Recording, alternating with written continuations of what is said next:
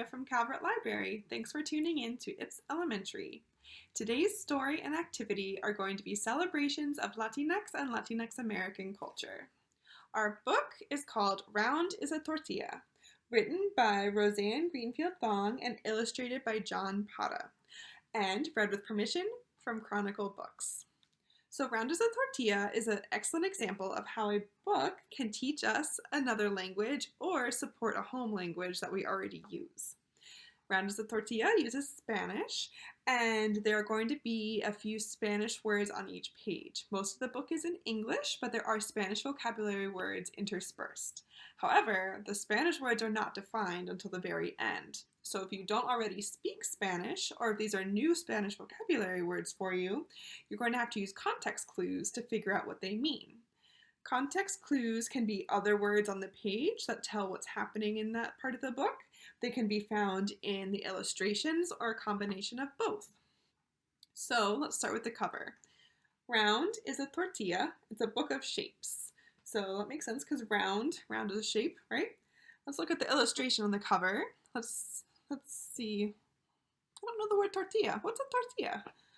Let's see, what are they doing? Oh, that's right. They're making tortillas. Those are those flat corn or flour discs that you use to make burritos or tacos or a lot of other delicious foods. So they are making tortillas. So that gives us a clue as to what that is, if you didn't already know that word. So we're going to have to do that on each page for lots of different vocab words. Round is a Tortilla, a book of shapes.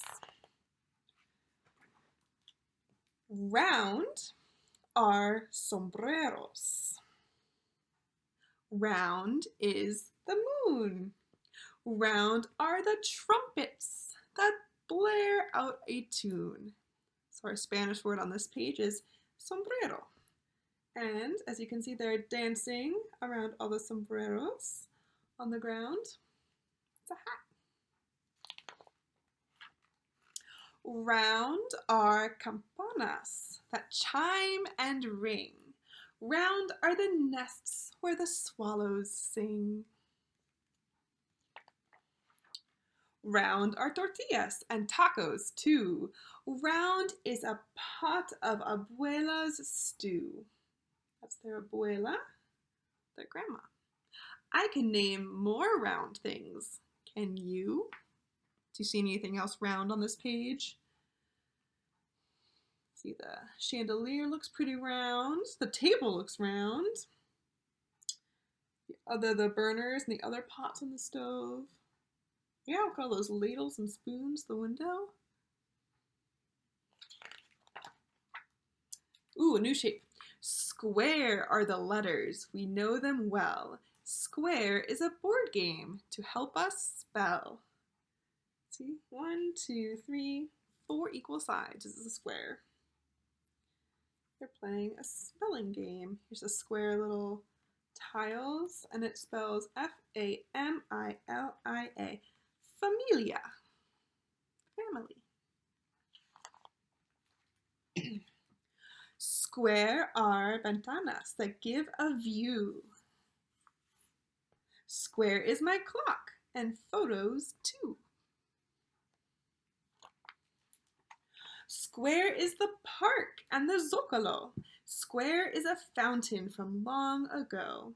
How many square things do you know? See anything else square in here?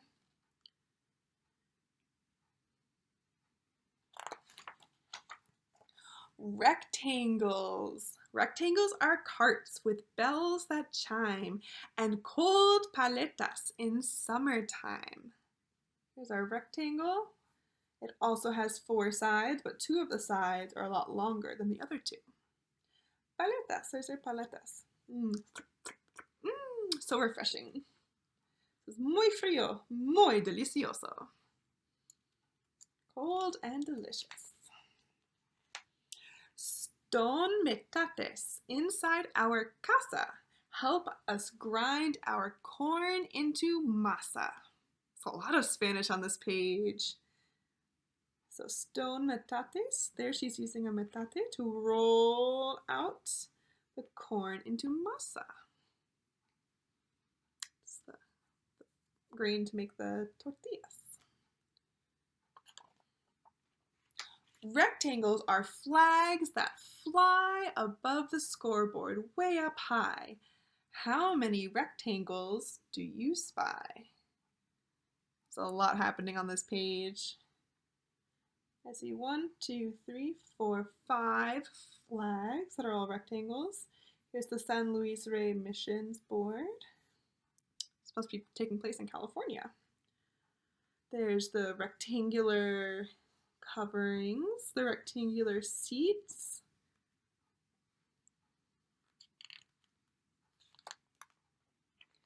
Triangles are crunchy chips for guacamole and other dips. My favorite. Triangles have 1, 2, 3 sides.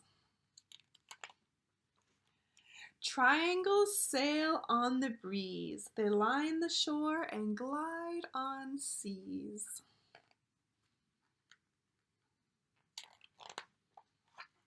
Sandías chilled in tubs of ice. Quesadillas by the slice. Triangles can beat the heat. What other triangles can you eat? Here's another word, sandía. I wonder what sandía means.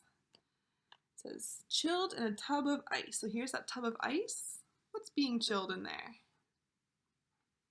Yep, a watermelon, sandía.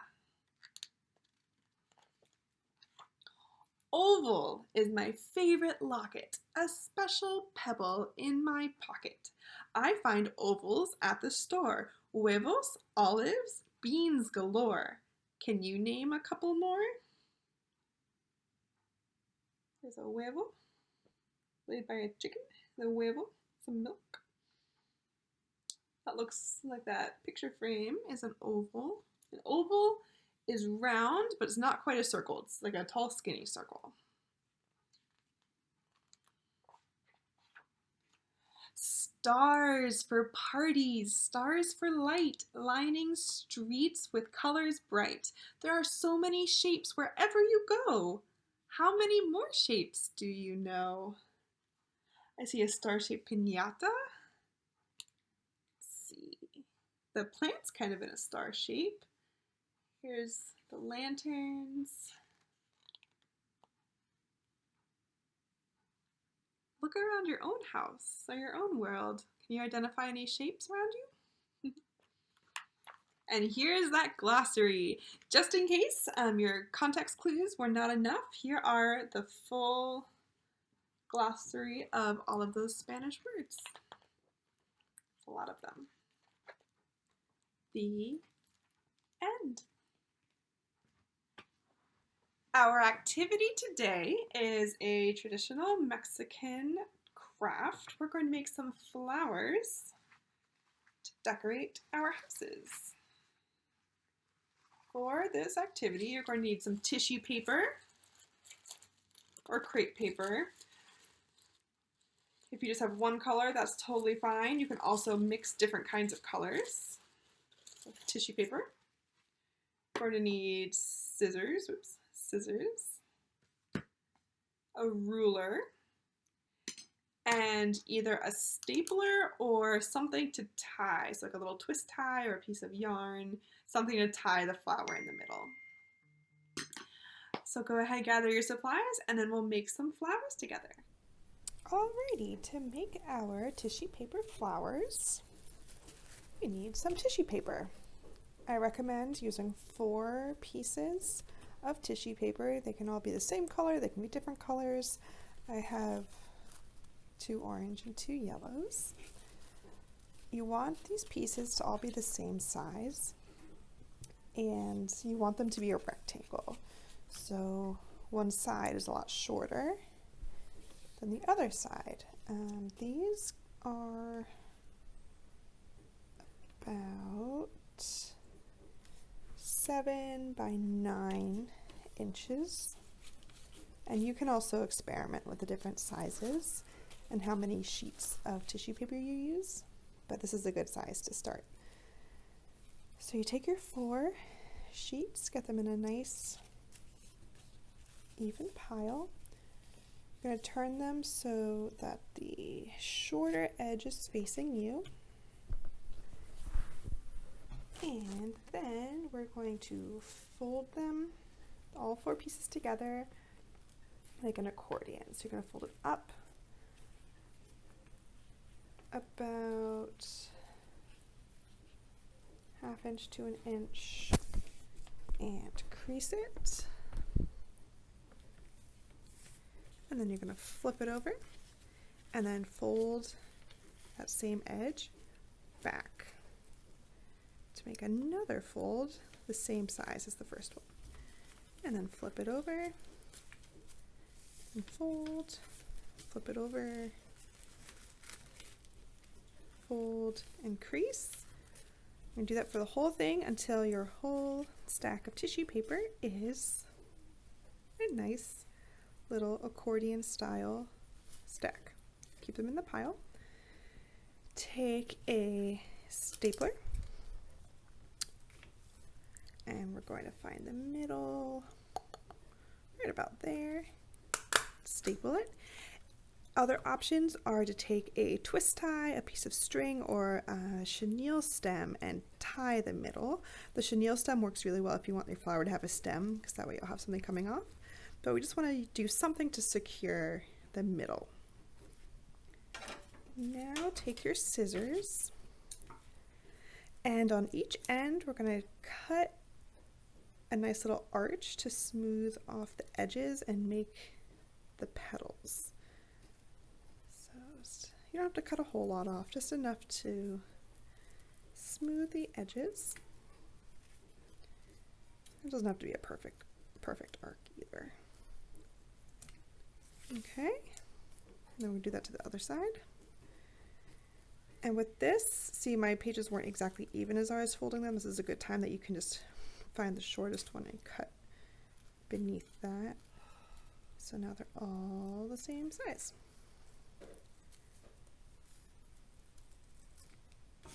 Perfect. So now we have our cut stack of tissue paper. So we're going to start with one side, and you're going to open up that accordion fold. And that's just this one side. Now you can see that's where we cut the petals. So I open that up, and then we're going to fold out each piece of tissue paper. So start on one of the sides gently, because tissue paper likes to tear. And then pull apart each layer. I find it's easier to start with the 2 outside layers and then work your way in. So we're going to pull all 4 apart, and you want to make sure you really get in there towards the staple. Make sure they're all loose from one another, like so. And then you're going to flip it around, unfold this half, and do the same thing. Gently pull apart each layer of tissue paper.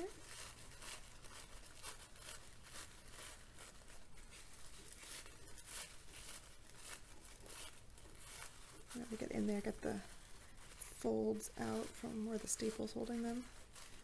Okay, so now they're all unfolded, and now you just want to go around and fluff up your flower, get all the petals standing up how you want them to. And there you go, you have a beautiful flower. If you had tied the middle with a pipe cleaner or a string, you'll see that come out as the stem. But you can decorate for a fiesta with these. Put them in your hair. If they have stems, you can put them in a vase. Just put them around your house. Just a little burst of homemade sunshine.